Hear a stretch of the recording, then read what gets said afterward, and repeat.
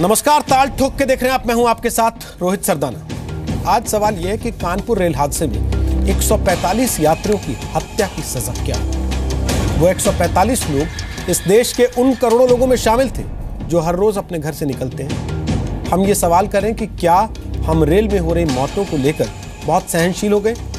क्या हमारे सिस्टम ने, हमारी सियासत ने और कुल मिलाकर हम भारत के लोगों ने यह स्वीकार कर लिया है कि हाँ, हम अगर घर से बाहर निकले हैं तो चाहे हम सड़क पर हो या ट्रेन में हो, हमारे साथ कुछ भी हो सकता है। रेल यात्रा के दौरान किसी की जान जा सकती है। क्या हमने ये मान लिया है कि घर से निकलकर ट्रेन पकड़ने वालों के लिए सुरक्षित घर वापसी की कोई गारंटी नहीं होती? मान लीजिए इन 145 लोगों की जान किसी बम धमाके में, किसी आतंकी हमले में गई होती, तब भी क्या देश का रिस्पॉन्स ऐसा ही होता?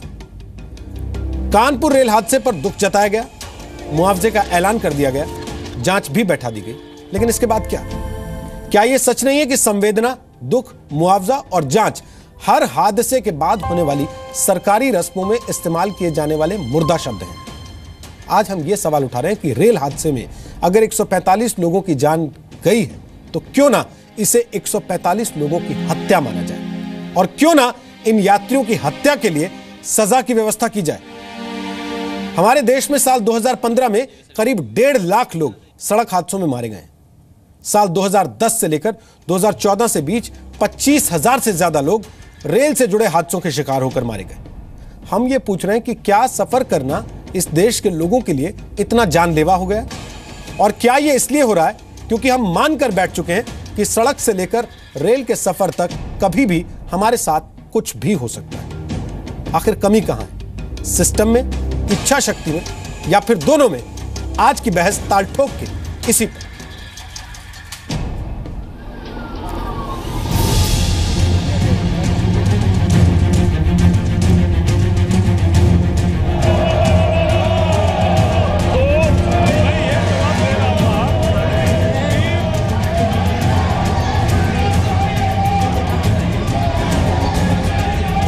बोगियों में 2-3 घंटे पहले एसी हिल रही थी, 2-3 घंटे पहले से एसी चलता, सीट पर से लोग नीचे गिर जाएंगे। आप टीवी पे आना चाहते हैं, मैं टीवी वालों को बोलूंगी आप अपने मर्यादा में रहे और हिंदुस्तान देखे। You come here, they will show you on TV. Let them show on TV. Inquiry by Commissioner of Railway Safety into the accident has been ordered to determine the correct cause of accident. There shall be a separate comprehensive investigation aided by latest technical and forensic analysis by an appropriate agency to look into all possible angles. Strictest possible action would be taken against the guilty. आपने उन 129 लोगों के बारे में यहाँ और अच्छा किया, हम चाहते थे सब सदन करता है उनके लिए श्रद्धांजलि का रेजोल्यूशन यहाँ हुआ, लेकिन हम चाहते हैं कि ये जो 70 लोग अभी पिछले 15 दिन में लाइन में खड़े होकर पूरे देश में मर गए हैं, वो भी तो हमारे देशवासी हैं, वो भी गरीब हैं, किसान हैं, मजदूर हैं, उनके लिए भी तो यहाँ एक चेयर की तरफ से रेजोल्यूशन, यही हमारी मांग है। बड़ा भाषण किया अंदर, बुलेट ट्रेन लाऊंगा, बुलेट ट्रेन लाऊंगा। वहाँ रेलवे ट्रैक की मेंटेनेंस का भाषण क्यों नहीं किया? वहाँ सेफ्टी का भाषण क्यों नहीं किया? इसके लिए सही मायने में हमारी पार्टी रेल मंत्री को नहीं, बल्कि इसके लिए प्रधानमंत्री श्री नरेंद्र मोदी की जो पूंजीवादी जो नीतियां हैं, सोच है, जो कार्यशैली है, उसको जिम्मेवार मानकर चलती है। आप देखेंगे अजीब हालत हो गया, विज्ञापन में, होर्डिंग में, शिविर में और इसमें चकाचौंध में खर्च किया जा रहा है, लेकिन जो बेसिक रेलवे सेफ्टी का मामला है, जो जनता सफ़र करती है और जो कर्मी रेल को चलाते हैं, उनका सुरक्षा का जो सवाल है, उसको नज़रअंदाज किया गया। ये हादसे के बाद क्या होने वाला है, पूरी स्क्रूटिनी होगी, पकड़े जाएंगे, क्या क्या हुआ, इन्वेस्टिगेशन होगी। अगर इन्वेस्टिगेशन में कोई किसी की गलती आती है तो उनको ज़रूर पूछा जाएगा कि क्या हुआ। जो नॉर्मल रूल है वो ज़रूर होगा। ताल ठोक के आज का पहला सवाल, कानपुर रेल हादसे में भी 140 से ज्यादा यात्रियों की हत्या की सजा क्या हो? दूसरा सवाल, देश को कब मिलेगा सुरक्षित यात्रा का अधिकार? तीसरा सवाल, आखिर कब तक रेल में मौत को हम करेंगे बर्दाश्त? चौथा सवाल, रेल में मौत को लेकर हमारा देश इतना सहनशील क्यों है? और ताल ठोक के आज का पांचवा सवाल, हमारे सिस्टम ने ट्रेन को फिदाइन क्यों बना दिया?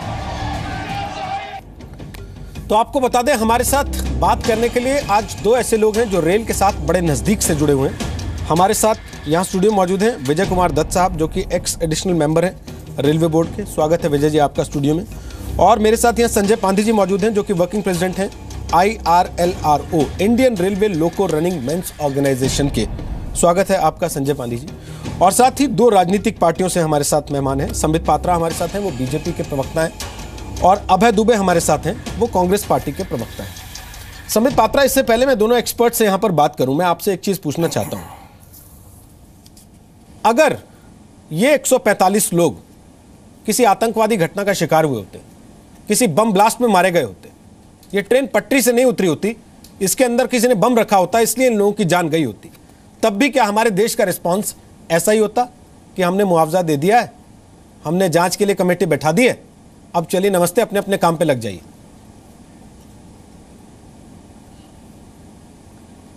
ये ठीक कह रहे हैं, ये बहुत ही दुखद विषय भी है। और मैं अगर अभी अब संवेदना दूं तो आपको भी लगेगा और देश को भी लगेगा, तो ये एक कस्टमरी राइट निभा रहा है, ये टीवी पे आए हैं तो संवेदना तो देना ही पड़ेगा, इस प्रकार लगेगा। देखिए, अगर ये आतंकवादी घटना होता तो देश के सरकार को ये कहना पड़ता कि आतंकवादी घटनाओं को रोकने के लिए क्या क्या कदम वो उठाए हैं, कहाँ सफल रहे हैं, कहाँ असफल रहे हैं। चूंकि ये रेलवे दुर्घटना है तो स्वाभाविक रूप से देश की सरकार को ये जवाब देना पड़ेगा। और उसी नाते मैं आपके चैनल में बैठा हूँ कि कहाँ कहाँ हमारे रेलवे सिस्टम में खामियां हैं और उसको ठीक करने के लिए ये सरकार कैसे कोशिश कर रही है। और आप विश्वास करिए, यहाँ दो रेलवे एक्सपर्ट बैठे हैं, मैं कोई भी बात राजनीतिक दृष्टिकोण से नहीं, कागज और तथ्यों के आधार पर करूँगा। यह जो एक्सीडेंट हुआ है इसके दो मुख्य कारण हैं, एक्सपर्ट्स भी बैठे हैं। नंबर 1 मुख्य कारण है स्ट्रेस्ड एसेट्स। जो हमारे रेलवे पटरी बिछे हुए हैं वो बहुत स्ट्रेस्ड हैं, उनके ऊपर बहुत ज़्यादा ट्रेन्स दौड़ रही हैं, और जो कि कहा भी जा रहा है, खैर जांच तो चल रही है, कि कहीं फ्रैक्चर के कारण, जो रेलवे पटरी है उसके फ्रैक्चर के कारण तो नहीं। फ्रैक्चर क्यों हुआ? फ्रैक्चर इसलिए हुआ क्योंकि वो स्ट्रेस्ड है। दूसरा मुख्य कारण है कि पटरी पे ट्रेन चल रही थी, फ्रैक्चर तो था ही, एक डब्बा दूसरे डब्बे के ऊपर चढ़ गई। दो प्रकार के डब्बे होते हैं, एक ICF डब्बा होता है जिसको कहते हैं इंटीग्रेटेड कोच फैक्ट्री, और दूसरा होता है जो मॉडर्न डब्बा होता है LHB, लिंक हॉफमैन बॉश। कायदे से अगर सारे डब्बे LHB हो जाएं तो इस प्रकार के एक्सीडेंट में कम से कम दुर्घटना होगी और लोग जान माल से नहीं हाथ धो बैठेंगे। तो हमारी सरकार ने इसमें क्या किया है, देखिए प्लीज़ इसको राजनीतिक रूप से मत लीजिएगा, मेरा काम है कि प्रवक्ता के नाते मैं ये पॉइंट्स दुनिया के सामने रखूं। देखिए, जहां तक कोचेस का सवाल है ICF और LHB के बीच, पिछली बार बजट में पहली बार सरकार ने निर्णय लिया कि जितने ICF के कोच हैं, कुल मिला के पूरे हिंदुस्तान में 63,000 रेलवे कोच हैं, जिनमें कि 53,000 ICF के हैं, उनको रिप्लेस कर दिया जाएगा LHB में। अभी तक मात्र 4,000 ही रिप्लेस हो पाए हैं, क्योंकि जो फैक्ट्री है उसमें 4,000 ही एक वर्ष में बन सकते हैं। तो पूरी कैपेसिटी को यूज़ करके सरकार ने 4,000 LCF बनाया है, LHB बनाया है, और उनको 2018 तक चाहिए समय, क्योंकि एक वर्ष में केवल 4,000 बनेंगे, तो 2018-19 तक ही ये पूरा रिप्लेस हो पाएगा। स्ट्रेस्ड एसेट्स जो है, जो हमारे स्ट्रेस्ड पटरी हैं, उसको ठीक करने के लिए सबसे बड़ी बात है, मैं आंकड़े रखता हूं, देखिए 1219 सेक्शन कुल मिला के भारत में है रेलवे के, जिसमें कि 492 40% सेक्शन ऐसे हैं जिसमें 100% या उससे थोड़ा कम गाड़ियां चल रही पात्रा जी, 16 पात्रा जी, ऐसे मैं भी बड़े सारे आंकड़े लेके बैठा हूं, मैं पढ़ के सुनाना शुरू कर दूंगा। अनिल काकोदकर कमेटी ने 2012 में कितनी सिफारिशें की थी, क्या करूं, मैं आंकड़े ही दे सकता हूं, में क्या क्या था, उन 106 सिफारिशों में से कितनी मानी गई, कितनी नहीं मानी गई। सर, मेरा सवाल बड़ा सीधा सा था, अगर ये 150 लोग आतंकवादी हमले का शिकार होते तो आप कहते कि हमारी सेना खड़ी हो गई है, हम पाकिस्तान को नेस्तनाबूद कर देंगे, लेकिन इन 150 लोगों की जान का जिम्मेदार कौन है, इनकी हत्या किसने की है, उसको ढूंढने के लिए आपके पास मैकेनिज्म तक नहीं है, और ना ही सरकार के अंदर, किसी भी व्यक्ति के अंदर वो युद्ध स्तर जैसी भावना दिखाई दे रही है कि कम से कम ढूंढ तो लें, कैसे फॉल्ट हो गया, कहां से लोग मारे गए, क्यों मारे गए, कौन जिम्मेदार है। आज तक सजा हुई क्या किसी रेल हादसे के लिए जिम्मेदार को? रोहित जी, आपका प्रश्न बिल्कुल वाजिब है। अगर आपने सही कहा कि अगर आतंकवादी हमला होता तो हम कहते हैं हम पाकिस्तान को निस्तनाबूद कर देंगे।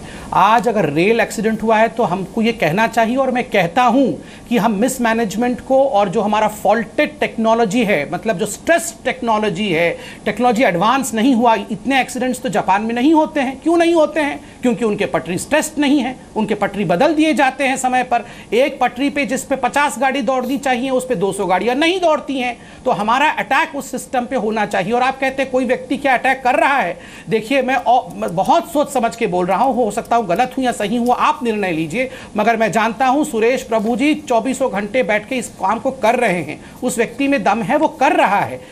हाँ, वक्त लगेगा, धीरे धीरे करके हमने किया भी है। पूरे आंकड़ों के साथ आया हूं कि जो पहले नहीं था। मैं यहां कांग्रेस के खिलाफ या किसी और पार्टी के खिलाफ बोलने नहीं आया हूं, सिर्फ पॉजिटिव डायरेक्शन में जाना चाहता हूं कि क्या नहीं था, क्या हो गया है। छोटे छोटे आंकड़े आप चाहें तो मैं जनता की भलाई के लिए दे सकता हूं। सर, मैं आंकड़े आपको जरूर रखने का मौका दूंगा, लेकिन उसके पहले मुझे कम से कम इस बात के लिए कन्विंस तो कर दीजिए कि सरकार इन 150 लोगों की मौत के लिए उतनी ही चिंतित, उतनी ही परेशान, उतनी ही व्यथित, उतनी ही द्रवित है जितनी कि मुंबई अटैक के बाद हुई थी।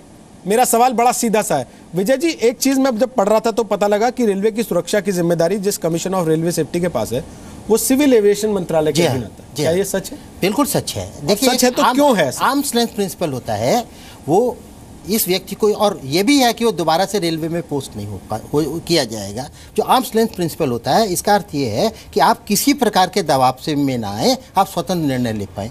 रेल मंत्री, चेयरमैन, कोई भी आपको प्रभावित ना कर पाए। आपका जज है और आप किसी प्रकार से रेलवे के प्रभाव में नहीं। इसीलिए chief commissioner of railway safety को सिविल एविएशन विभाग के अंतर्गत रखा गया। लेकिन इससे क्या फायदा हो रहा है? इससे फायदा ये हो रहा है, वो जीवन भर सबसे एक्सपीरियंस्ड रेलवे कर्मचारी वो है जिसने सारी उम्र रेलवे में काम किया और बहुत ही दक्ष है, लेकिन उसको उसकी इंडिपेंडेंस कि किसी प्रकार से उसकी जांच में किसी प्रकार से रेलवे प्रभावित ना कर पाए। उसको कोई ऐसी जांच याद आती है रेल हादसे की जिसमें किसी को सजा मिली? जी हाँ, बहुतों को मिलती है, हर एक को सजा मिलती है। और आप कोई सा भी दो तरह की फेलियर होती है, उपकरण की फेलियर, मानवीय भूल।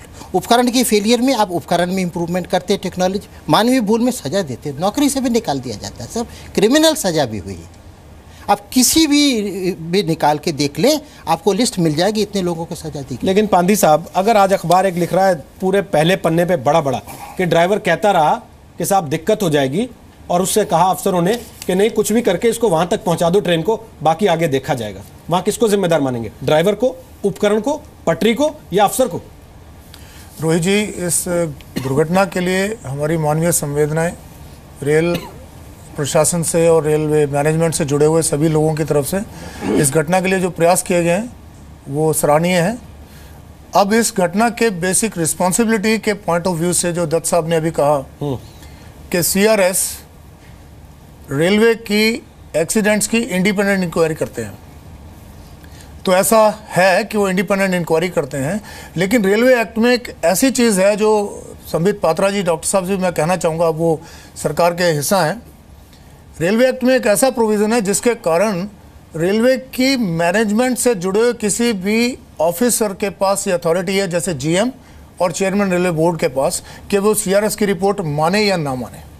इस बात से आप अंदाज़ा लगा सकते हैं रोहित जी कि CRS की report practically has got no values with the railways, number 1। Number 2, जैसे ये अखबार में छपी है कि ड्राइवर ने कहा है कि मुझे प्रॉब्लम आ रही है कि आप किसी तरह गाड़ी पहुंचा दो, ये अनकन्फर्म्ड रिसोर्सेज हैं। मेरा आपसे निवेदन है कि इस चैनल के माध्यम से, जितना बड़ा ये एक्सीडेंट है और जो इसकी ग्रेविटी है, डेफिनेटली ये ह्यूमन एंड इक्विपमेंट फेलियर के अलावा और कुछ नहीं है, ये निश्चित है।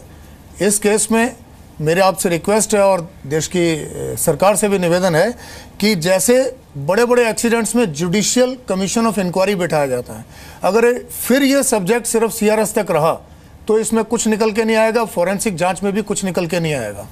निवेदन है कि इसे एक जुडिशियल ऑफिसर के पास दिया जाए, आपको पूरे फैक्ट्स पता लग जाएंगे। कुछ फैक्ट्स आज भी डिस्कस करेंगे आपके सामने, लेकिन इसका सही सच और इफेक्टिव सॉल्यूशन सिर्फ एक जुडिशियल इंक्वायरी है। लेकिन एक बात ये भी है ना अभय दुबे, कि हम सपना देख रहे हैं कि हम बुलेट ट्रेन दौड़ाएंगे, हमारे यहाँ टेल्को के ट्रायल चल रहे हैं, और हमारी अपनी ट्रेन, उनकी ये स्थिति है कि हम आदमी ट्रेन में बैठा है, इस बात की गारंटी नहीं है वो सुरक्षित घर पहुंच पाएगा कि नहीं।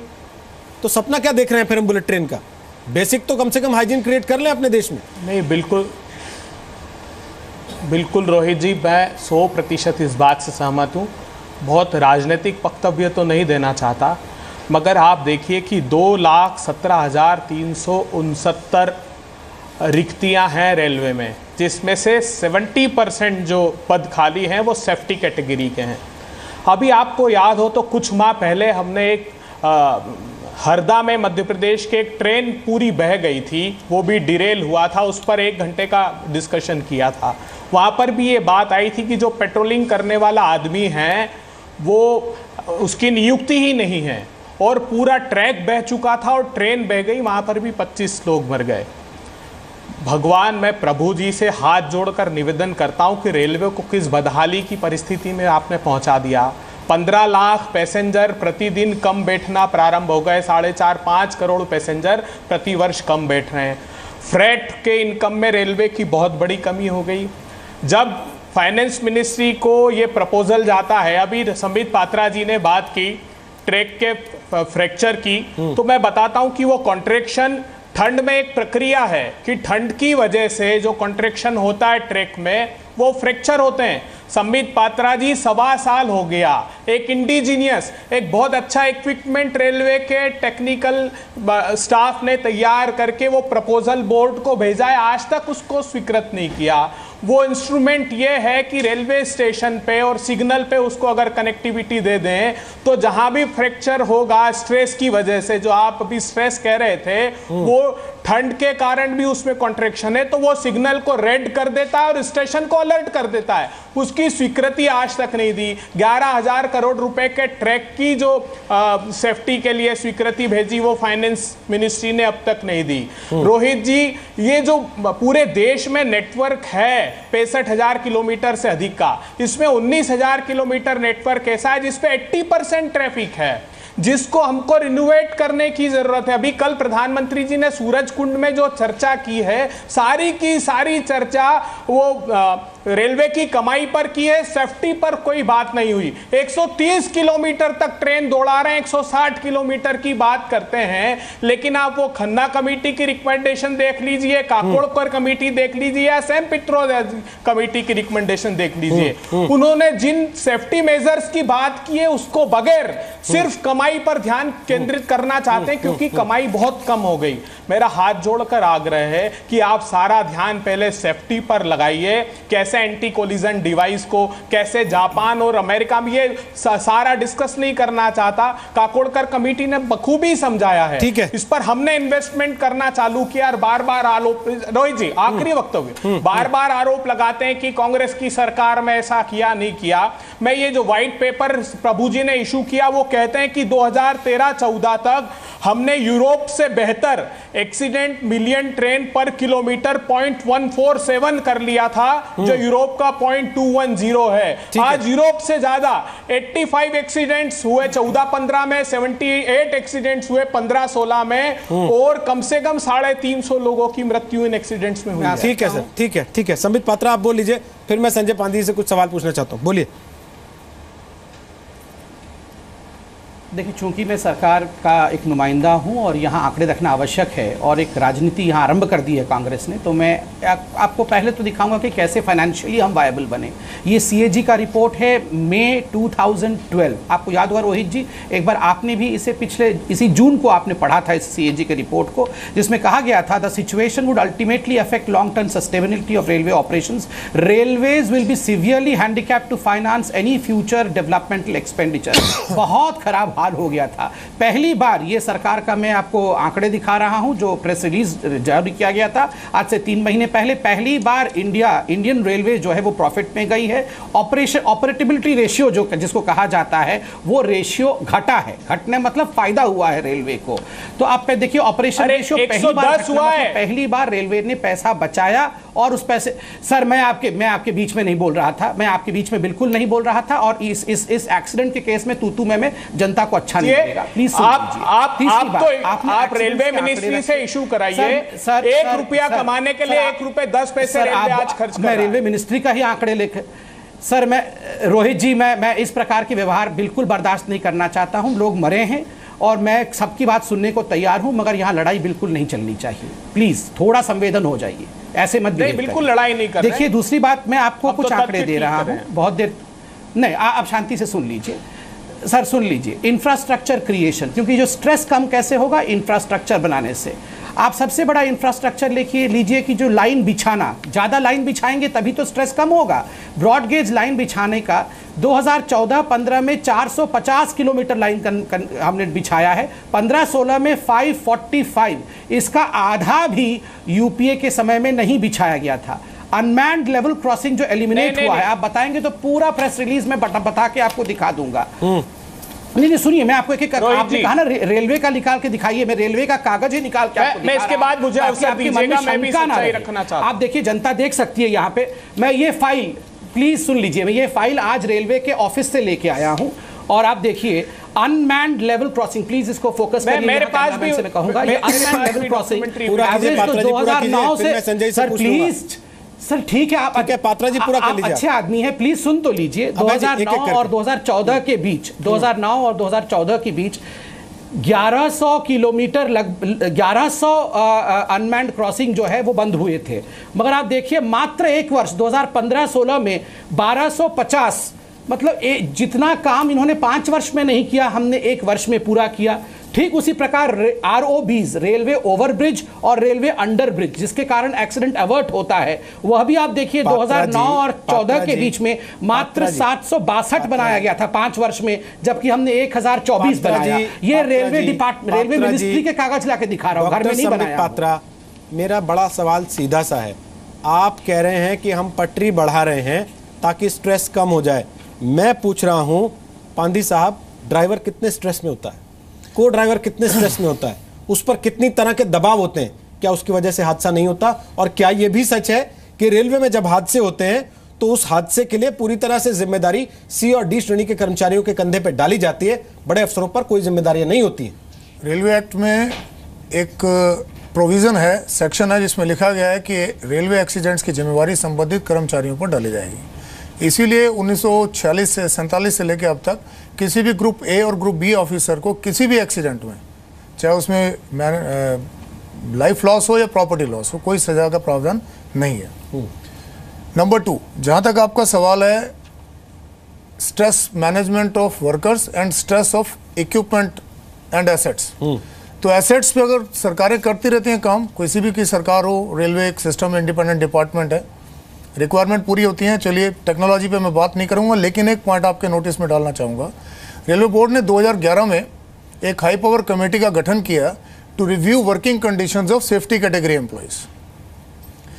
अब आपको जानकर हैरानी होगी कि रेलवे बोर्ड के पास ड्यूटी आवर डिसाइड करने का सब्जेक्ट प्रेसिडेंट द्वारा एलोकेशन ऑफ बिजनेस रूल्स में अलॉटेड ही नहीं है, और 1961 से लेके अब तक रेलवे बोर्ड रेलवे की सेफ्टी कैटेगरीज के ड्यूटी आवर्स के लिए लेटर निकाल रहा है। हमने पार्लियामेंट में अप्रोच किया, डॉक्टर नजमा हेपतुल्ला, प्रकाश जावड़ेकर साहब उस राज्यसभा की कमेटी में थे, उन्होंने रिकमेंडेशन दिया, और 19 फरवरी 2014 को राज्यसभा में ये रिकमेंडेशन पास हुई फुल मेजोरिटी के साथ कि hence fourth railway safety categories के एम्प्लॉइज के duty hours will be decided by labour ministry and other members from health ministry and unions. But railway board ने वो रिपोर्ट आज तक लागू करने से इनकार कर दिया, हमें हार के कोर्ट में जाना पड़ेगा, वहां से डिसीजन ले आएंगे। लेकिन डॉक्टर साहब, संबित पात्रा जी, इंडियन रेलवे के ह्यूमन एसेट्स हाईली स्ट्रेस्ड हैं, not only driver assistants, station masters, और ये जिस सेक्शन पे ये एक्सीडेंट हुआ वहाँ पे जो ग्रुप डी के ट्रैकमैन हैं उनके 12 आवर्स की ड्यूटी है, गेटमैन 12 आवर्स में है।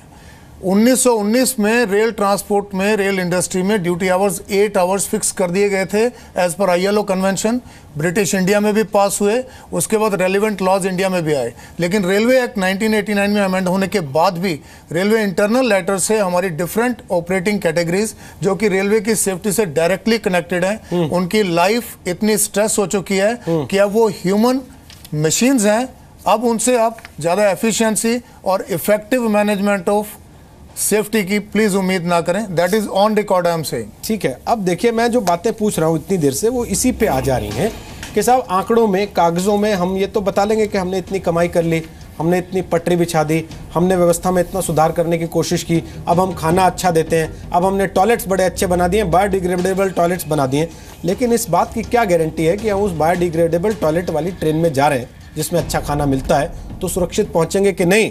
उसका पायलट, उसका ड्राइवर, उसका को ड्राइवर वो स्ट्रेस्ड आउट नहीं है इतना कि रास्ते में दूसरी ट्रेन पे नहीं चढ़ा देगा उसे। एक छोटा सा ब्रेक लेके वापस आ रहा हूँ सर, आपसे उसके बाद शुरू करूंगा। और अभय दुबे जो बात कहना चाहते हैं कि उनके समय में पता नहीं उन्होंने कितनी पटरी बिछा दी थी, शायद वो उस तरीके का आंकड़ा रखेंगे संबित पात्रा की बात का जवाब देते हुए। लेकिन मेरा सवाल जस का तस है कि इस पूरे उसमें कहीं ह्यूमन एंगल है या हम आंकड़े बताकर केवल ये साबित कर लेना चाहते हैं देखिए हम तो काम कर रहे हैं, फिर भी लोग मर रहे हैं, तो फिर कोई जिम्मेदारी तो लेगा। सवाल ये कि क्या केवल मुआवजा, जांच का ऐलान और खत्म? 145 लोगों की मौत का जिम्मेदार कौन है, क्या इसको तय करने की कोई व्यवस्था हमारे पास है? हमारे साथ विजय कुमार दत्त साहब हैं जो कि रेलवे बोर्ड के साथ जुड़े हुए हैं, एक्स एडिशनल मेंबर हैं। हमारे साथ संजय पांधी साहब हैं, हमारे साथ संबित पात्रा हैं और अभय दुबे हैं, कांग्रेस और बीजेपी दोनों पार्टियों के नेता हैं। विजय साहब, आप ब्रेक के पहले कुछ चीजें रखना चाह रहे थे, आप पहले अपनी बात रखें, फिर मैं अभय दुबे जी से कमेंट लेता हूँ। जो बातें पांधी जी ने कही हैं, क्या आप उससे सहमत हैं? बिल्कुल नहीं। देखिए, सत्य जो है बीच का है।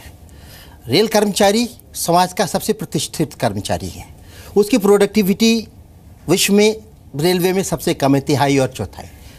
ट्रेनिंग, एफिशिएंसी, मॉडर्नाइजेशन सब साथ लेके चलना पड़ेगा। चाइनीज़ रेलवे आप 13 लाख है, चाइनीज़ रेलवे 21 लाख है, लेकिन उनकी प्रोडक्टिविटी 3 गुनी है। उन्होंने इस साल 1,07,000 कर्मचारी बढ़ाए, हम भी बढ़ा सकते हैं, लेकिन पहले प्रोडक्टिव सब चीज़ें साथ साथ चलनी चाहिए। और स्ट्रेस है, लेकिन एक चीज़ है, रेलवे का रूल इस प्रकार से है कि इस प्रकार का स्ट्रेस नहीं दिया जाएगा कि एक्सीडेंट हो जाए, ये नियम है। और जो जनरल रूल जो आप कर्मचारी की बात करते हैं, रेलवे के ट्रेन चलाने में अधिकारी बहुत कम रखे गए हैं गाइडेंस के लिए। किसी अधिकारी की आवश्यकता नहीं, कर्मचारी चला सकता। अधिकारी तभी आएगा जबकि कोई ऐसे इंटरप्रिटेशन की ज़रूरत हो जो कि रूल में नहीं लिखा है, तो कर्मचारी तो चलाएगा ही। और फ्रंट लाइन हमारा कर्मचारी जो है, हमारा सबसे फ्रंट लाइन सैनिक वही है, वही अधिकारी है जो कि करेगा, तो वो तो आगे आएगा ही। लेकिन ये कहना कि अधिकारी नहीं, अधिकारी सब बहुत ज़्यादा रेलवे का अधिकारी दौड़ता है। कर्मचारी को तो 12 घंटे के बाद छुट्टी हो जाती है, अधिकारी तो 24 घंटे लगा रहता है। सर, लेकिन 12 घंटे जो ड्राइवर ट्रेन चला रहा है, आप उसको कहेंगे खाना नहीं खा सकता, टॉयलेट नहीं जा सकता, ऐसा नहीं है। कैसे उम्मीद करेंगे कि वो ट्रेन भिड़ा नहीं देगा? मैं आपको बता देता हूँ, टॉयलेट भी जा सकता है, वो खाना भी खा सकता है। इसीलिए 2 ड्राइवर रखे गए हैं। असिस्टेंट ड्राइवर इसीलिए है कि रिलीव करेगा जबकि ड्राइवर जाएगा। गाड़ी रुकती है, सारी व्यवस्थाएं, और मैं समय नहीं लूँगा, लेकिन मैं एक लाइन में कह सकता हूँ कि ऐसी मजबूरी नहीं कि ड्राइवर खाना ना खा सके, टॉयलेट। और अब तो लोगों कैब में टॉयलेट का प्रोविज़न हो रहा है। हाँ, रेलवे में। और यही नहीं है कि ड्राइवर, देखिए ड्राइवर चलाता, हमारा फ्रंट लाइन आदमी जो चलाता, लेकिन ड्राइवर के पीछे जो फौज है, टेक्नीशियन है जो उसको ठीक रखता है, जो जांच करता है, वो भी इतना ही इम्पोर्टेंट है। तो रेलवे का हर अंग इम्पोर्टेंट है, ड्राइवर भी इम्पोर्टेंट है। जैसे पायलट है, पायलट तो ठीक है जहाज को चलाता, लेकिन जो मेंटेन करते हैं वो भी इतने ही इम्पोर्टेंट है, और लोग लगे हुए हैं। आप सहमत हैं इनकी बातों से? देखिए, दत्त साहब का ये ओपिनियन कि रेलवे के ड्राइवर्स या रेलवे के ऑपरेटिंग एम्प्लॉइज़ की प्रोडक्टिविटी कम है, मैं एग्री नहीं करता। जितनी ट्रेनें रेलवे चलाना चाहती हैं, इसी सेट ऑफ एम्प्लॉइज़ में चलाती हैं, तो प्रोडक्टिविटी 100% है। रेलवे में एक ट्रेन चलती है तो 100% प्रोडक्टिविटी से चलती है। ये कोई ऐसा प्रोडक्शन यूनिट नहीं है। ये तो आप एक ट्रेन स्टार्ट की एंड तक पहुँच गई, प्रोडक्टिविटी 100%, नंबर 1। नंबर 2, जहाँ तक दत्त साहब कह रहे हैं कि रेलवे के ड्राइवर्स को खाने का टाइम दिया जाता है, 2 ड्राइवर होते हैं, आई एम सॉरी, ये फैक्ट नहीं है, आप भी जानते हैं। ड्राइवर एक ही होता है, दूसरा असिस्टेंट ड्राइवर होता है। और अभी रेलवे बोर्ड ने लिखित में दिया है, ऑन रिकॉर्ड है, NHRC के ऊपर लिखा है कि they can not give, national human rights commission में, कि ड्राइवर को खाने का टाइम नहीं दे सकते। दुनिया में एकमात्र ड्राइवर रनिंग स्टाफ ही है रेलवे का जिनको खाने का कोई टाइम नहीं है। नेचुरल कॉल के लिए भी मना कर दिया गया है। ये तो NHRC ने ऑर्डर किया तब जाके एक टॉयलेट का प्रोविज़न हुआ है। Third important, other categories important हैं, हम मानते हैं, हमारे बैक एंड में पूरा इंफ्रास्ट्रक्चर इंजीनियरिंग स्टाफ लगा हुआ है, लेकिन रेलवे में कॉम्प्रोमाइजेस ऑफिसर्स ही कराते हैं। ऑफिसर्स ही कहते हैं कि गाड़ी लेट हो गई है, डेस्टिनेशन पे 4 घंटे की बजाय 1 घंटे में से फिटनेस देके आप इसको रिटर्न कर दो। अब इस गाड़ी में भी ऐसा हो सकता है, अगर पिछले रूट में ये गाड़ी लेट पहुंची होगी तो हो सकता है इसका ओरिजिनेटिंग एग्जामिनेशन के लिए टाइम ही ना मिला हो, नंबर 1।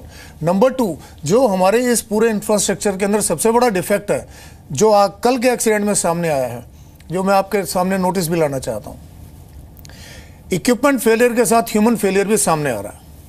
ह्यूमन फेलियर किस एंगल से सामने आ रहा है कि इस पर्टिकुलर पॉइंट के ऊपर कुछ दिनों से रेलवे के ड्राइवर्स ये फील कर रहे थे, इसे ऑन रिकॉर्ड कोई ड्राइवर देने के लिए तैयार नहीं है। मैंने ट्राई कर लिया है।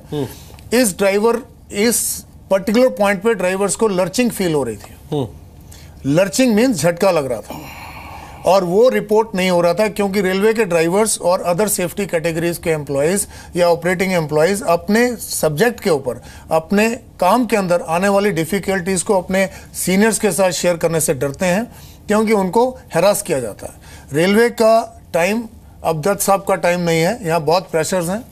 यहाँ के ऑफिसर्स अब बहुत ज़्यादा प्रेशराइज तरीके से काम करा रहे हैं। कॉस्मेटिक चेंजेस ऊपर हो रही हैं, मिनिस्टर अच्छे हैं, मिनिस्ट्री अच्छी है, गवर्नमेंट अच्छी है। वहां हमारे कोई कमेंट्स नहीं। They are the rulers selected by the public of the country. ठीक है। बट रेलवे में इंटरनली मैन पावर मैनेजमेंट दुनिया की सबसे वर्स्ट कंडीशन में पहुंच चुकी है। Not only on the work side but on the maintenance of the tracks also and assets. अब मेरा सवाल यह है अभय दुबे कि संबित पात्रा कुछ आंकड़े कह रहे थे, आप लगातार हाथ उठा रहे थे कि मैं इन पात्रा जी के आंकड़ों का जवाब देना चाहता हूं। साथ साथ मुझे ये भी जवाब दीजिएगा सर, एक यूपीए के 10 साल में 63 रेल हादसे थे सर। आप चाहें तो गूगल कर सकते हैं, आपको पूरा डिटेल मिल जाएगा और मैं उम्मीद करता हूं आप लेके भी आए होंगे। दूसरी बात यह है सर, कोई भी व्यवस्था 1 साल में, 2 साल में, 3 साल में नहीं बनती। हमारे पास 70 साल थे। रेलवे हमारे देश का सबसे बड़ा पब्लिक कॉर्पोरेशन है। हमने उसकी व्यवस्था कैसी बनाई कि आज हम चीन से तुलना तो करना चाहते, लेकिन हमारे रेलवे बोर्ड के मेंबर ये कह रहे हैं कि साहब हमारी प्रोडक्टिविटी उनके सामने नीलवटे सन्नाटा है। देखिए रोहित जी, ये बात बार बार भारतीय जनता पार्टी के प्रवक्ता हर चैनल पर करते हैं। मिस्टर प्रभु ने अभी 2015 में जो डॉक्यूमेंट प्रोड्यूस किया है उसी का डेटा मैं दे रहा हूँ। वो कहते हैं कि पिछले 64 साल में ऐतिहासिक प्रगति रेलवे ने की है।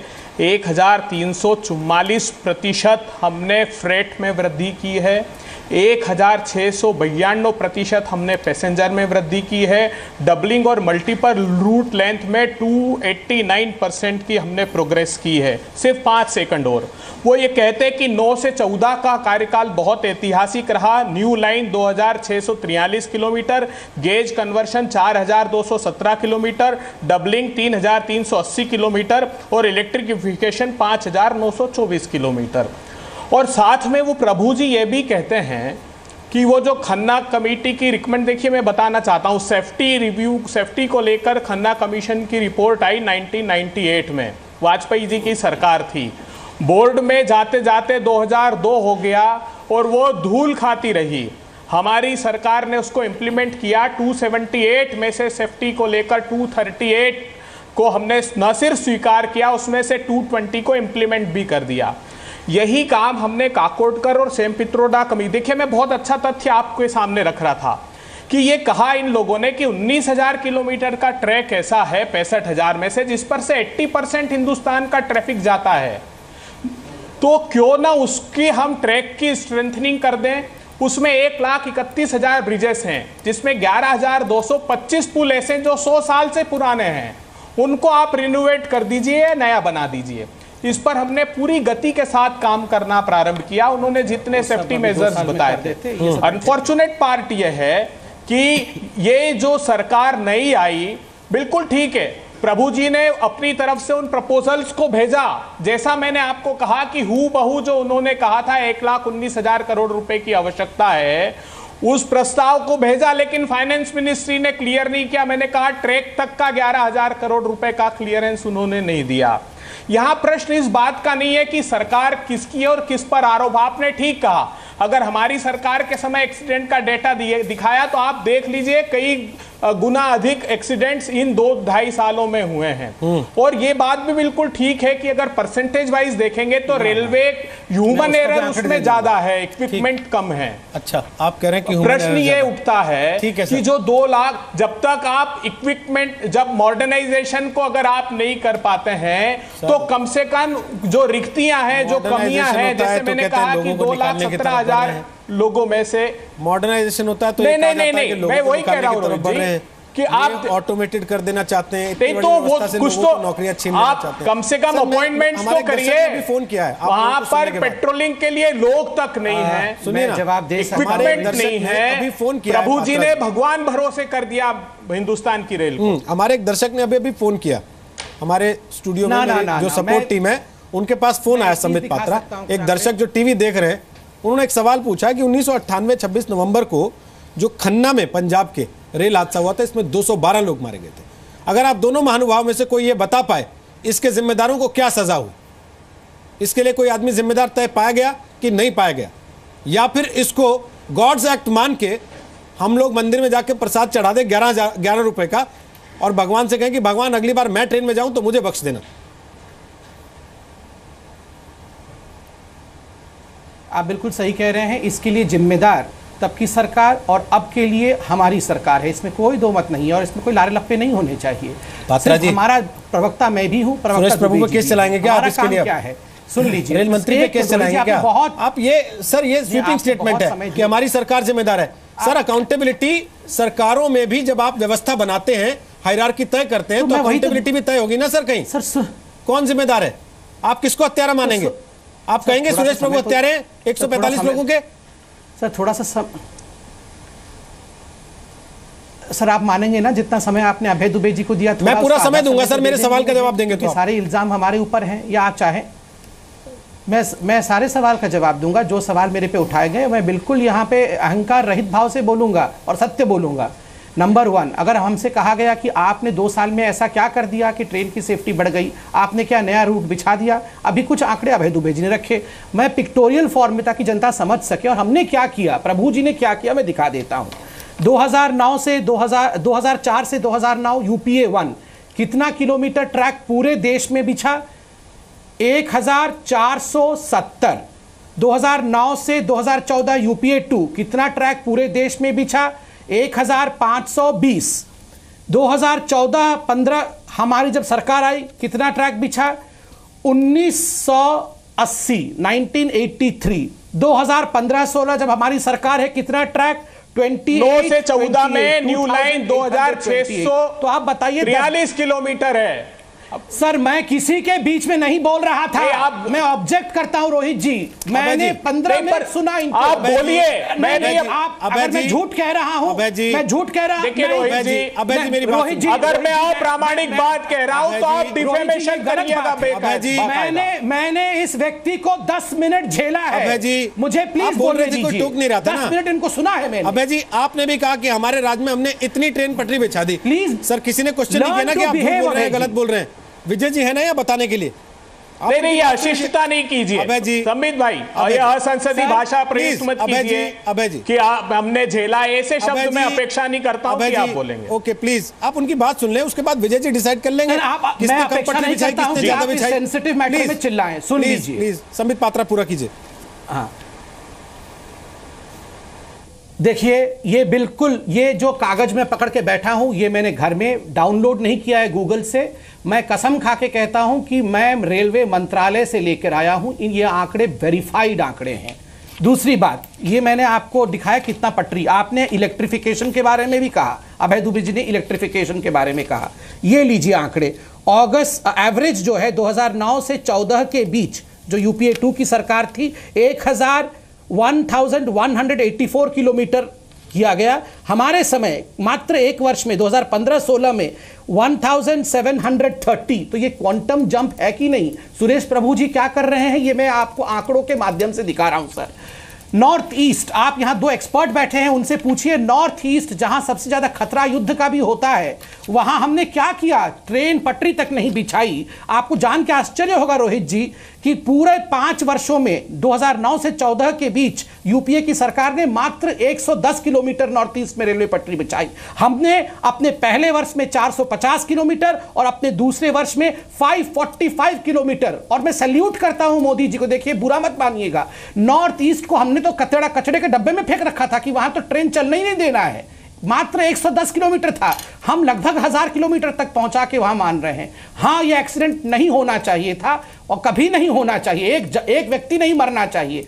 जो जो करना चाहिए हम कर रहे हैं। रातों रात बदल देंगे ऐसी हमारी इच्छा तो है, मगर क्या रातों रात सब कुछ, ये इतने पटरी 1000 किलोमीटर क्या रातों रात बदल जाएगा? ये सवाल है। एक्सपर्ट्स बैठे हैं, अगर मैं झूठ बोल रहा हूं उनसे पूछ लीजिए। ठीक है विजय जी, अब बोलिए, थर्ड अंपायर की तरह बोलिए। रोहित जी, सर रोहित जी थोड़ा रुक जाइए। ये रोहित जी, मैं एक मिनट सर, एक्सपर्ट है ना यहाँ ये जो व्हाइट पेपर प्रभु नी ने इशू किया है वो मेरे पास है। व्हाइट पेपर जो 15 में, उसके डेटा फोकस करके देख लीजिए, सच सामने आ जाएगा और सम्मित जी का झूठ पकड़ में आ जाएगा। ये मैं नहीं कह रहा हूं, ये तो पार्लियामेंट में रखा है भाई। मैं अपनी तरफ से कोई डेटा नहीं दे रहा हूं, इसलिए आपसे अनुरोध है। ये भी पार्लियामेंट में रखा हुआ है, आप पार्लियामेंट में, लेकिन गलत तथ्य मत रखिए। जो पार्लियामेंट का डॉक्यूमेंट है वो ही बता रहा हूं मैं। 150 लोग मर गए सर, प्लीज थोड़ा सा थोड़ा सा कम से कम लिहाज रखते हुए इस बात का प्लीज आप दोनों की बात के ऊपर मैं आपका कमेंट चाहता हूं लास्ट। बिल्कुल, एज ए रेलवे मैन हमारी संवेदनाएं हैं। कोई भी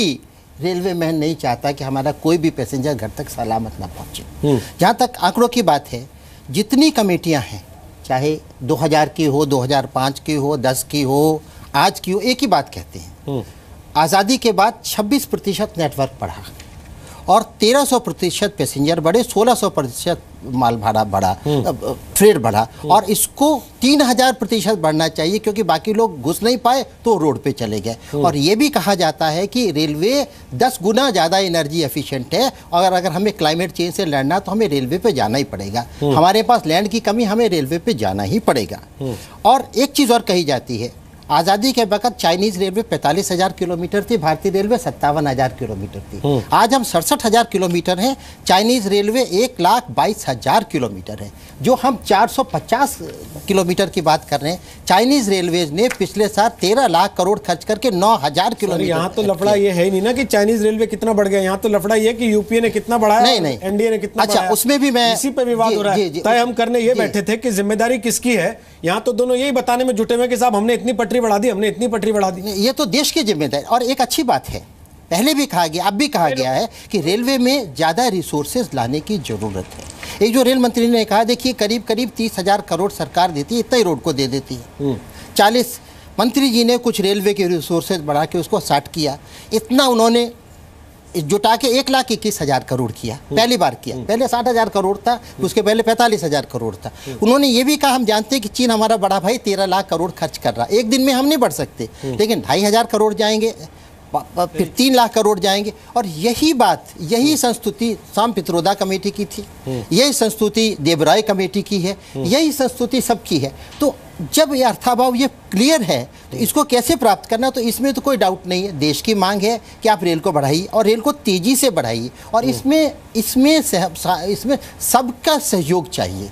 इसमें कोई मतभेद नहीं है कि रेलवे में इन्वेस्टमेंट बढ़ना चाहिए, रेलवे में आधुनिकीकरण होना चाहिए। और रेलवे का जो हमारा प्रोपोर्शन है, अब जो इंडिया 2032 की रिपोर्ट है, वो भी कहता है कि जो अब मार्केट शेयर था 80% रेलवे का था आज़ादी के वक्त, उसको बहाल किया जाए और उसके लिए रेलवे बढ़ाई जाए। आज चाइना ने कहा मैं 2,74,000 किलोमीटर रेलवे और बनाऊंगा, हमें 3 लाख किलोमीटर रेलवे बनानी चाहिए और सर्वसम्मति से ये फैसला करना चाहिए। इसके लिए कहीं से फंड लाएं, हम फंड लाएंगे, उसको बनाएंगे। हम बता रहे हैं, हमने इस महीने 450, इस साल 450 किलोमीटर बनाई है, अगले साल 546 बनाएंगे। आप 3 लाख की बात कर रहे हैं। जी हाँ सर, 1.5 लाख पद खाली पड़े हैं उन लोगों को जिनकी सुरक्षा की जिम्मेदारी दी जानी चाहिए थी, और हम सुरक्षा की उम्मीद कर रहे हैं। उसके बाद लास्ट कमेंट ले रहा हूँ बस आपसे। लास्ट पॉइंट यही है कि इस एक्सीडेंट की फाइनल रिस्पॉन्सिबिलिटी फिक्स करने के लिए भारत सरकार से निवेदन है कि वो जुडिशियल कमीशन की तरफ जाए। नंबर 2, इंडियन रेलवे को बढ़ना चाहिए, देश को आगे रेल ट्रांसपोर्ट और ज़्यादा बढ़ाना चाहिए और क्वांटम क्रिएट करना चाहिए, इंफ्रास्ट्रक्चर, इसमें कोई दो राय नहीं है, सरकारें अपना काम करती हैं। लेकिन एक सबसे इंपॉर्टेंट पॉइंट ये है, हम हाई स्पीड की तरफ जाएं या इसी इंफ्रास्ट्रक्चर पे हाई स्पीड करें, जब तक रेलवे के ह्यूमन एसेट्स टेस्ट रहेंगे और ह्यूमन एसेट्स को बाईपास करके प्रोसेसेस को बाईपास करके रेलवे को चलाने के लिए मजबूर करता जाता रहेगा, तब तक एक्सीडेंट्स के रुकने की कोई संभावना नहीं है। हिंदुस्तान में बेटर मैनेजमेंट के लिए जरूरी है कि इंडिपेंडेंट रेल ट्रांसपोर्ट रेगुलेटर लाया जाए और रेलवे बोर्ड को सेफ्टी से अलग किया जाए। ये हमारा निवेदन है। और एम्प्लॉइज के वर्किंग आवर्स के लिए जैसे राज्यसभा ने रिकमेंड किया है रेलवे और सेफ्टी कैटेगरी के लिए, उनके लिए एक अलग से कमेटी बिठा के अगर आप अपने डिफेक्ट्स रेल में, ट्रैक्स में, मशीन और इक्विपमेंट में ढूंढ रहे हैं तो अपने डिफेक्ट्स उन पॉलिसीज में भी देखने की कोशिश करें। भारत सरकार से निवेदन है, संबंधित अधिकारी और मिनिस्टर्स प्लीज समझ लें कि जब तक आपके ह्यूमन एसेट्स स्ट्रेस रहेंगे, आपके अदर स्ट्रेस डिस्ट्रेस जो रिसोर्सेज हैं वो रेलवे एक्सीडेंट्स को रोकने में सफल नहीं हो पाएंगे। इसकी रिस्पॉन्सिबिलिटी एकमात्र जगह पर जाती है कि पहले ये फाइंड आउट किया जाए कि what are the processes and who are the human beings responsible. ठीक है। एंड एक रिक्वेस्ट और है, इंडियन रेलवे में मैडम ममता ने पंकी के एक्सीडेंट में 1 जनवरी 2010 को पहली बार इंडियन रेलवे के एक ऑफिसर को सस्पेंड किया था। हमारे देश में इतिहास रहा है कि इसने बड़े एक्सीडेंट्स में मिनिस्टर्स रिजाइन कर देते हैं। अगर इंडिपेंडेंट इंक्वायरी के लिए हमारा निवेदन है कि ऑफिसर्स को भी इस प्रोसेस में लेके आए। Thank you. चलिए, बहुत बहुत शुक्रिया। शुरुआत जहां से हुई थी संजय पांडे साहब वहां लेके आए वापस कि कम से कम जवाबदेही तो तय कीजिए, जिम्मेदारी तो तय कीजिए। अगर आप उसे जिम्मेदारी और जांच के दायरे से बाहर रखेंगे तो फिर आप बाद में ये तय कैसे कर पाएंगे कि इन 150 लोगों की मौत का जिम्मेदार आखिर कौन था, किसकी वजह से उनको अपनी जान गंवानी पड़ी है। आपके सुझावों के साथ साथ जो एक बात संजय जी ने पहले कही थी मैं वो दोहराना चाहता हूँ, संबित पात्रा से उम्मीद करते हुए कि वो सरकार तक पहुंचाएंगे इस बात को कि जुडिशियल इंक्वायरी होनी चाहिए, न्यायिक जांच होनी चाहिए ऐसे हादसों की, जिससे कम से कम पता तो लगे कि जिम्मेदार कौन था इसका। बहुत बहुत शुक्रिया आप सबका ताल ठोके का हिस्सा बनने के लिए।